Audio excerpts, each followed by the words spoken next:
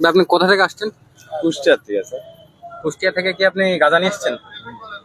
এগুলো আমি খাওয়ার জন্য নিয়ে আসছি, এগুলো এখানে থাকবো আমার বন্ধুর বাসায় কয়দিন, আমি তো চার দেয়ালের মাঝখানে থাকি, এটুকু আমি খালি খাওয়ার জন্য নিয়ে আসছি, এগুলো কিনে নিয়ে আসছি 5 গ্রাম। তো এগুলো খাওয়ার জন্য মনে করলাম আমি অল্প অল্প করে তামান দিন, ভাল লাগে না তো, হাঁটতে পারি না, কিছু পারি না, ঘরের ভিতরে থাকতে হয়, তো এটুকু অল্প অল্প করে আমার 1 মাস চলবে এগুলো। এটুকু দিয়ে 1 মাস যাবে? হ্যাঁ, কত টাকা নিয়েছে? এগুলো 500 টাকা নিয়েছে। 500 টাকা এটুকু? হ্যাঁ, 500 টাকা। কুষ্টিয়া থেকে নিয়ে আসছেন জি আপনি? জি জি। যাবেন কোথায়? আমি যাবো এই যে লোয়ার গেট, আর একটা প্রতিবন্ধীর বাড়িতে যাবো। আপনার কি সমস্যা, শারীরিক সমস্যা বললেন? এটা মেরুদণ্ডের সমস্যা, এখান থেকে ভাঙা, আমার এখান থেকে আর বল নাই, তো প্রসাব করতে হয় স্যার, এই যে ক্যারিটার দিয়ে স্যার, এই যে ক্যারিটার দিয়ে আমার প্রসাব করতে হয় স্যার। আচ্ছা, ওটা রাখেন। এগুলো হচ্ছে প্রসাব করতে হয় স্যার। গাঁজা খাওয়া তো আইনি বৈধ না। হ্যাঁ, বলতো না স্যার, কিন্তু আমি আপনি কেন খান? ওই স্যার জ্বালা যন্ত্রণা স্যার, অনেক কষ্ট হয় স্যার, আর থাকা একে একে আমার কষ্ট হয় স্যার। আপনার ওয়াইফ নেই? ওয়াইফ নাই স্যার, আমার ওয়াইফ নাই এখন, ধরেন আমার বলতে আমি এখন, তাছাড়া এখন কেউ নাই এখন, তো ধরেন বাসা কোথায়? অরিজিনাল বাসা খুঁজছি আপনি। কেন খান? এটা খাইলে কি হয় আসলে? এটা মানে কেন খাই মানে, এটা মানে খাইলে মানে তামান্ডার দিন হয়তো একটু নিরাবিলি থাকা যায়, তাছাড়া এমন কিছু না, তাছাড়া মনের দুঃখে স্যার এখন, তাছাড়া লাইফটা তো শেষ করে দিয়েছে স্যার, আমার লাইফটা আপনাকে দিয়ে দিয়েছে সব, এখন এটুকুই পরে নির্ভর করে চলবে স্যার। চার দেয়ালের মাঝখানে সবসময় সাথ থাকা লাগে। শুধু গাঁজা খান না ব্যবসা করেন? না না, ব্যবসা আমার গরুর খামার আছে, আমার গরুর খামার আছে, গরুর খামার আছে, কুমড়ার বাগান আছে। এই গাড়িটি আমরা দেখতে পাচ্ছি যে এই গাড়ির ভিতরে এই যে যাত্রী যাচ্ছে, এর কাছে কিন্তু এই গাঁজা পাওয়া গেছে, আপনাদেরকে সরাসরি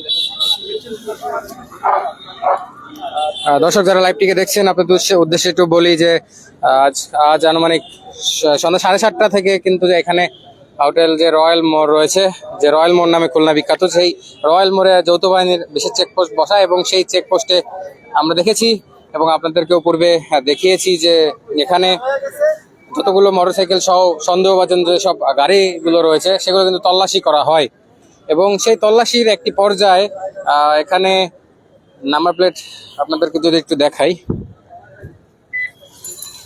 ঢাকা মেট্রো গ 21-6728 নাম্বারের একটি গাড়িতে এখানে গাঁজা সহ কিন্তু আসলে এখানে একজনকে আটক করা হয়েছে।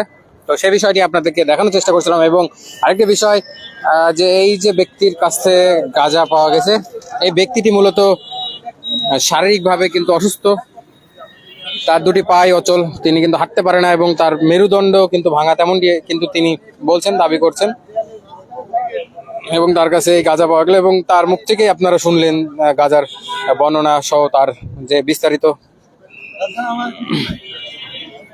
আমরা একটু কথা বলবো দর্শক, এখানে যে গাড়ির যে ড্রাইভার যিনি, তার সাথে। ভাই একটু একটু একটু কথা বলে আপনি। আপনি কোথা থেকে আসছেন? আমি ভাই কুষ্টিয়া থেকে আসছি, কুষ্টিয়া সদরের থেকে। গাড়িটি আপনার? যে আমার চাচার গাড়ি। মানে এটা কি ভাড়ায় চালান নাকি? এটা ভাড়ার গাড়ি। এনার কোথা থেকে করছে? এটা হচ্ছে আপনার ভাদালে জাপান টোবাকো আছে, জাপান টোবাকো পিছনে বাসা ওনাদের। বাসা এখানে কোথায় আসছে? এখানে আসছে আপনার লোহার যে ব্রিজটা, ওই ব্রিজের ওখানে ওনার কার আত্মীয়র বাসা, ভাইদেনা কার বাসা, ওখানে যাবে। গাড়িতে গাঁজা নিয়ে আসছে, এই বিষয়টি আপনি জানতেন? আমি জানি না। জানেন না? না। গাড়িতে গাঁজা খায় না, এত দূর একটা রাস্তা, তিনি বললো যে একটু পর পর খাই। আমার গাড়িতে কোনো গাঁজা খেতে পারেন খায়নি না, আমার গাড়িতে উনি বেনসন সিগারেট দিছে, সেই সিগারেটটা উনি খাইছে, আমি খাইছি, কারণ আমার ভিতরে লুকিং গ্লাস আছে, ওটাতে আমি দেখতে পাই। এখন আইন শৃঙ্খলা বাহিনী এনে যা আপনাদেরকে আটক করা হয়েছে, আপনারা কি বলছে, তারা কি বললো আপনাদেরকে? এখন আমাদের কিছু, আমি চাচাকে ফোন দিছি, আমার মালিককে ফোন দেওয়ার পরে মালিকের সাথে কথা বলছি, এখন মালিকের কথা বলতেছি। আপনার নাম? আমার নাম শুভ গুহ। কি করেন আপনি? আমি রেন্ডি গার্ড চালাই। ঠিক আছে।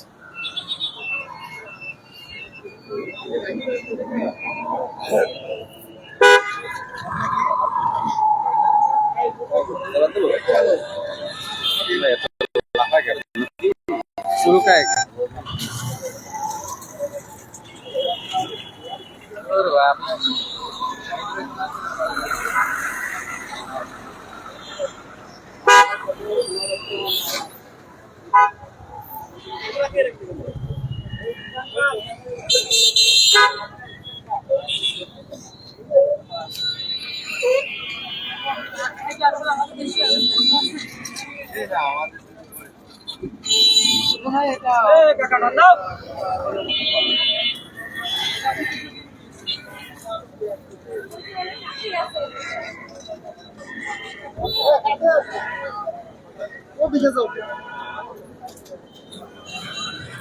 দর্শক, এখন পর্যন্ত সর্বশেষ তথ্য ছিল এই।